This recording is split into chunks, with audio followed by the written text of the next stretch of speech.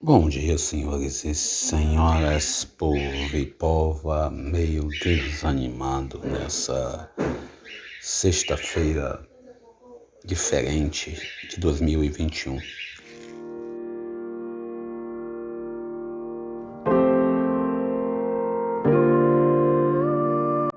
Senhores e senhoras, povo e pova, eu sou Daniel Nonato, recordando a todos e a todas que tem dia que a gente acorda assim meio fora de tom, foco. E eu tenho acordado assim, não é de hoje, mas tenho mantido a sanidade ainda. Tenho evitado assistir televisão, a parte de reportagem, a parte de notícias. Até mesmo pela internet tenho evitado entrar em sites de notícias, porque nós ficamos assim meio, às vezes, assustados com o que lemos, com o que vemos. Tenho me reservado a usar a internet, usar a TV para fins lúdicos, tentando encontrar aí um bom humor para poder contar piadas. Mas, diante da realidade, a gente tem muita dúvida, muita pergunta, que são interrogações. Semana passada tivemos a notícia da morte de duas pessoas que nós conhecemos, a jovem Rita e também uma outra pessoa, Maria, uma amiga que eu conheci, na época era bem jovem, morava em outro estado. Também ainda olhando para a realidade de ontem, quando soubemos a notícia da jovem Elaine, que fazia parte do trabalho na Cunha de Federal em Nova Iguaçu, nós nos perguntamos sobre o sentido da vida. E a vida ela é algo que a gente às vezes não sabemos valorizar. Por vários motivos nós temos dificuldade de valorizar a vida. A gente às vezes reclama de tão pouco que não sabemos o que reclamamos. Eu lembro claramente quando jovem, quando criança sobretudo, escutava a música Coração de Luto, eu ficava com o coração apertado, pensando na possibilidade de meus pais falecerem. E toda vez que morre uma mãe, morre um filho, eu me lembro sempre dessa canção, não sei porquê, e peço a Deus que console as pessoas que ficam. São interrogações que a gente se faz. Mas ainda olhando para a realidade, ontem na rede social a gente viu lá uma notícia que o Ratinho, o Carlos Massa, que tem um filho governador do estado do Paraná, o deputado, não lembro agora ao certo, foi para a rede de televisão para poder atacar a deputada do Rio Grande do Norte, Natália Bonavides, alegando que ela deveria, primeiro, uma atitude machista, deveria ir lavar cuecas. Ratinho, tão vergonha na cara que lavar cueca é uma função de todo homem, cada um lava a sua cueca. Eu recordo até hoje quando o povo entra nesse contexto de lavar cuecas é coisa de mulher, então desculpe. Nas minhas cuecas quem só põe a mão sou eu. Pelo menos é assim há mais de 20 anos, há mais de 30 anos. Também eu recordo que ele falou sobre a chance de metralhá-la e tudo propagando aquilo que ele tem de melhor, a fake news. Inclusive o Ratinho, que ganhou muito dinheiro com a audiência do famoso teste de DNA. E a minha indignação e a minha análise pessoal sobre a fala dele quando ele criticou um projeto de lei da deputada que ela defende que nas certidões de casamento não venha mais escrito marido e mulher, e os casais estão aí homoafetivos, estão aí sendo às vezes atacados e até humilhados quando alguns cartórios obrigam a definir marido e mulher. O interessante é que existe uma lei já federal que determina, não determina, mas que orienta para que não se use o termo marido e mulher mais na certidão de casamento. E isso que foi pauta de discussão do senhor Carlos Massa. Carlos Massa, que já foi inclusive acusado de realizar trabalho escravos, que, desculpem pelo termo, mas ele mamou e ele obteve vantagens em governos passados, seja do PT, seja do Fernando Henrique, seja da PQP, por ser um homem com dinheiro, ele tem que fazer a política do capital e por isso ele precisa fazer ali, vamos dizer assim, uma relação bem amistosa com o governo. Hoje ele se assume bolsonarista de um jeito radical, não devido ao Bolsonaro ser quem é, mas sim pela sua cabeça, pela sua ideia de realidade, pelas suas ideologias, mesmo que se negue que não existe ideologia. Nesse sentido, quando se fala da certidão de casamento, é uma lei já que existe. A deputada apenas me indicou que se usasse outro termo e não marido e mulher, como também se você colocar na certidão de nascimento, são seus pais, e colocar o nome do pai e da mãe, não está dizendo para tirar o nome de pai e mãe. Olha, é uma coisa tão pequena que o Ratinho exorbitou. E aí que a gente sabe bem de onde saem os ratos, né? Bem claramente, de onde sai o rato, de que lugar os ratos saem. E a gente vê claramente essa imprensa, vamos dizer assim, que se diz imprensa, que é midiática. Inclusive ontem, eu não sei se foi ontem, mas hoje que eu vi a notícia, que o Jair Mentira Bolsonaro se reuniu com o Silvio Santos diante da realidade. A gente observa bem como que se manipula o sistema e como que se faz uma mídia a serviço da opressão.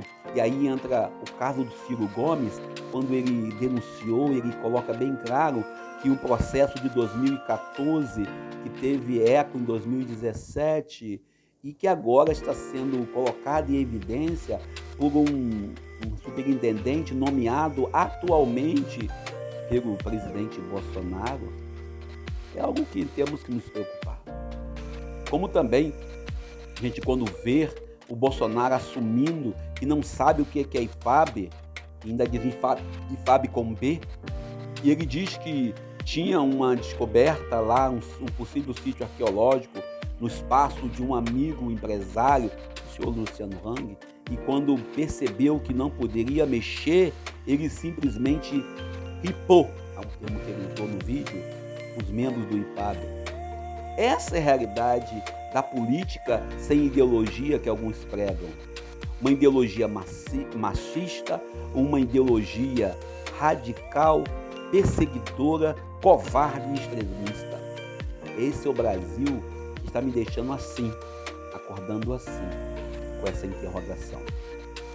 Diante da realidade do desemprego que eu estou passando, eu escuto frases tipo: pare de criticar o presidente, muito bom, é por isso que você não tem emprego. E eu sabendo claramente que muitos daqueles que conviveram comigo dentro do espaço, inclusive exerceram o cargo sobre o qual eu prestava obediência, elegem e votam em pessoas iguais ao Bolsonaro.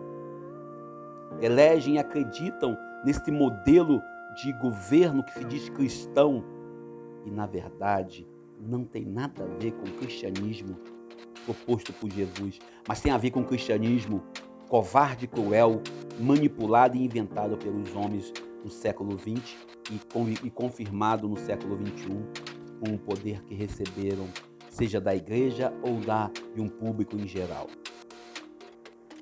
Nós, quando olhamos para o caso Natália Bonavides, quando ela fala sobre o projeto de lei para poder mudar apenas um nome, uma letra, e recebe esse tipo de comentário na grande mídia do senhor Ratinho, se esse país fosse um país sério, certamente o Ratinho iria responder criminalmente por crime de ameaça. E ainda responderia pelo crime de preconceito, quando manda uma mulher lavar cuecas. Como eu disse no começo, que cada um lave sua cueca. E é isso. É um direito que eu tenho de falar. E nesse país onde alguns confundem liberdade de expressão com liberdade de cometer crimes de opinião. Liberdade de expressão com liberdade de opressão. Quando o presidente grita em alto tom e não sabe o que é IFAB e diz que hipou os membros do IFAB que queriam impedir uma obra do empresário. Direito à memória, direito à cultura, direito à saúde, direito a trabalho. É isso que todo mundo tem atualmente. Fala por aqui, vamos para o Evangelho do Dia e Deus nos abençoe nos ajude.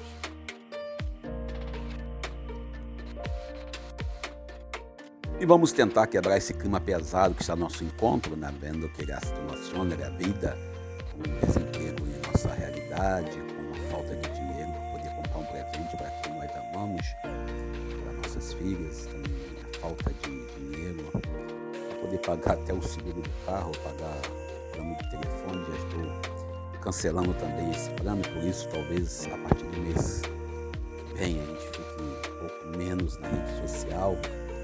E evite também o estresse, essa é a verdade. Muitas vezes a comunicação em excesso atrapalha o pensamento ético e também a racionalidade.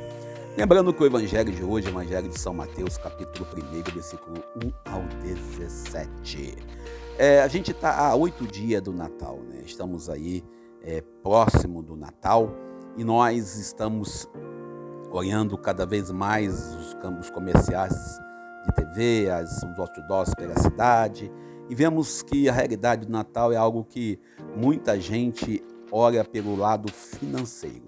Nesse tempo de pandemia, sobretudo, onde nós estamos tendo dificuldades de entender a lógica absurda de pessoas que não querem se vacinar, e também a lógica absurda de uns governantes falando em ter carnaval, em ter réveillon, etc. e tal, estamos aí também num surto de gripe, um surto pesado. O Evangelho de hoje, escrito por São Mateus, ele traz para nós a genealogia de Jesus, a origem de Jesus. Por mais que Mateus ou Lucas tivessem um estudo genealógico detalhado, a gente não pode afirmar certamente que essa genealogia é uma genealogia autêntica.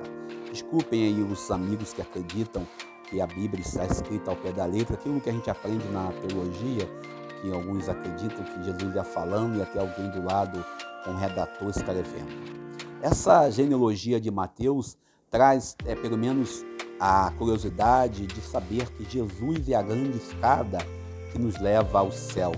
A escada sonhada por Jacó, lá em Gênesis capítulo 28, 17, a escada, ou melhor, a porta do céu. A gente, quando fala escada, eu estou comentando um erro teológico, Jesus é a grande porta do céu. Ele diz isso lá em João, diz: eu sou a porta, quando ele apresenta-se como a porta. Nós também olhamos para esse evangelho e observamos que existe da parte desse evangelho aí um momento em que apresenta aí a prostituta Raabe, que ajudou, né, na construção do povo de Deus, e apresenta também a moabita Ruth. São duas mulheres que aparecem nessas gerações aí que Mateus apresenta.